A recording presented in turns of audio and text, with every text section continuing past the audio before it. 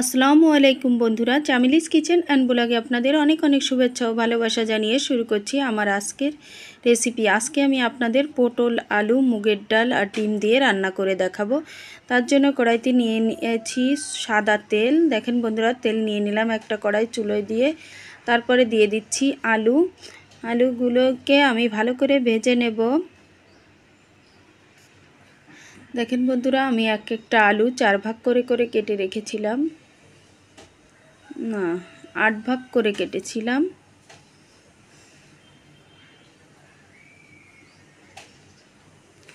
এবার আলুর ভিতর দিয়ে দিলাম একটু হলুদ। আমি আলুটাকে কেটে ধুয়ে পরিষ্কার করে নিয়েছিলাম। এবার কড়াইতে দিয়ে দিয়েছি, তারপর দিয়ে দিলাম হলুদ আর নুন দিয়ে আমি আলুটাকে নেড়ে চেড়ে সুন্দর করে ভেজে নেব, লাল লাল করে।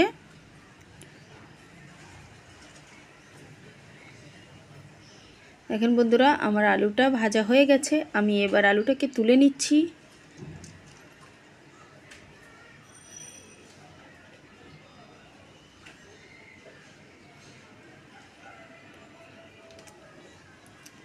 এবার কড়াইয়ের ভিতর দিয়ে দেব পটলটাও আমি কেটে ধুয়ে পরিষ্কার করে রেখেছিলাম। এবার কড়াইতে দিয়ে দিলাম, দিয়ে ভেজে নেব।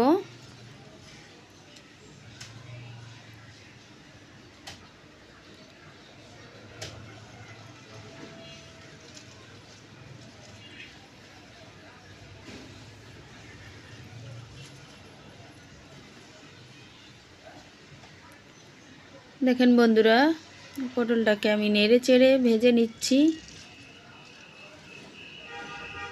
এর ভিতর দিয়ে দিলাম সামান্য একটু হলুদের গুঁড়ি,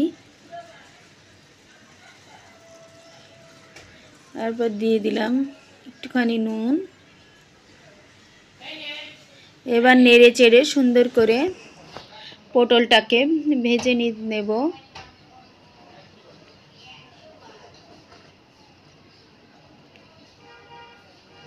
দেখেন বন্ধুরা, আমার পটলটা ভাজা হয়ে গেছে। এবার আমি পটলটাকে তুলে নিচ্ছি।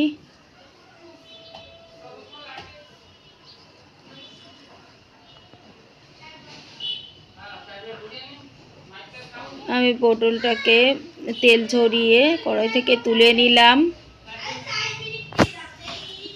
পটলটাকে তুলে নিয়ে এবার কড়াইয়ের ভিতর সেই তেলের ভিতর দিয়ে দিলাম পেঁয়াজ কুচি।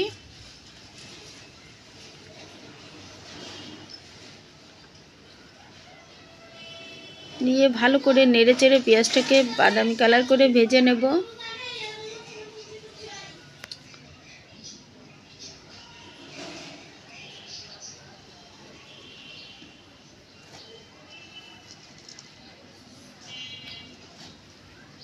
দেখেন বন্ধুরা, আমার পেঁয়াজটা ভাজা হয়ে গেছে। এবার আমি এর ভিতর দিয়ে দেব নারকেলের দুধ। আমি নারকেলটাকে কুড়িয়ে সুন্দর করে আগে থেকে দুধ করে রেখেছি, এখন চেকে দিয়ে দিলাম। নারকেলের দুধটা দিয়ে একটু নেড়ে এখানে দিয়ে দিচ্ছি আদা বাটা, রসুন বাটা, জিরে বাটা, সব 1 টেবিল চামচ করে আছে,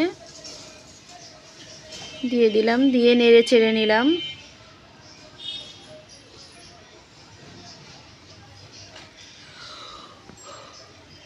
এবার দিয়ে দিলাম ধনিয়ার গুঁড়ি,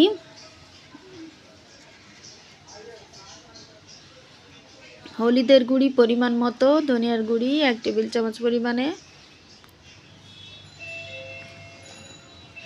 ঝালের গুঁড়ি দিয়ে দিলাম, সেটা স্বাদ মতো। ঝাল যে যেমন খাবেন তেমন পরিমাণে দেবেন। এবার দিয়ে দিলাম নুন।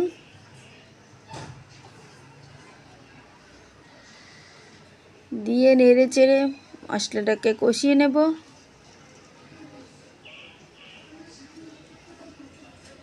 এবার দিয়ে দিচ্ছি এর ভিতর তেজপাতাটা আমি তেলের পরে কখনো দিই না, কারণ তেলের পরে দিলে তেজপাতাটা পুড়ে যায়। এবার নেড়ে চেড়ে মশলাটাকে ভালো করে কষিয়ে নিচ্ছি। মশলা কষানো হয়ে গেছে। এবার দিয়ে দিলাম ছোলার ডাল। আমি এই ডালটাকে সেদ্ধ করে রেখেছিলাম। আধা পোয়া মানে অল্প কিছু ডাল নিয়ে আমি সেদ্ধ করে রেখেছি। এখন ডালটা দিয়ে দিলাম, দিয়ে একটু নেড়ে চেড়ে এর ভিতর দিয়ে দেব সবজিগুলো, আলু আর পটল, ভেজে রাখা আলু পটল দিয়ে এটাকে একটু নেড়ে চেড়ে নেব।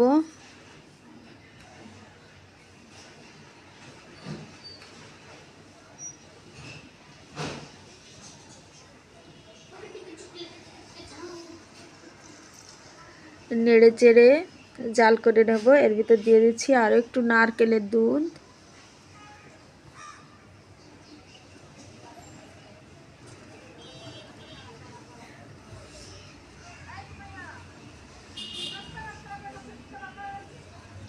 এবার ওই ডালের একটা পানি ছিল উপর থেকে আমি ঢেলে রেখেছিলাম, যে পানিটা দিয়ে আমি ডালটাকে সেদ্ধ করেছি সেই পানিটা দিয়ে দিলাম।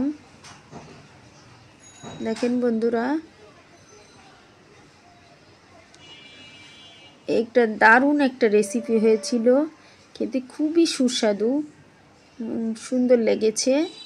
দেখেন বন্ধুরা, আমার তরকারি থেকে বলক উঠে গেছে।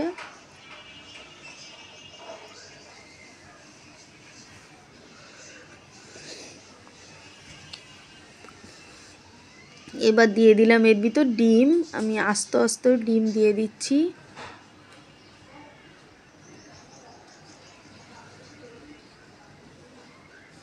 আস্তে আস্তে ডিম দিয়ে নেড়ে চেড়ে সুন্দর করে রান্না করে নেব।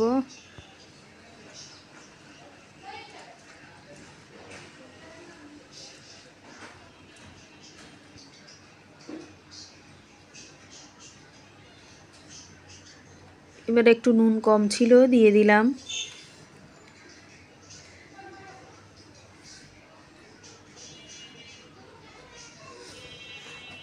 দিয়ে দিলাম 1 চামচ পরিমাণে চিনি, 1.5 চা চামচ পরিমাণে চিনি।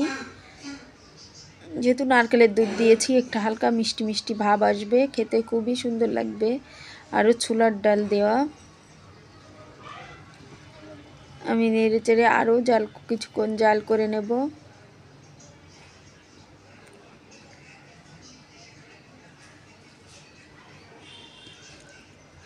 দেখেন বন্ধুরা, আমার তরকারিটা হয়ে গেছে। তরকারিটা খেতে খুবই টেস্টি মজার ছিল। আমি দিয়ে দিলাম এখানে একটু গরম মশলা গুঁড়ি।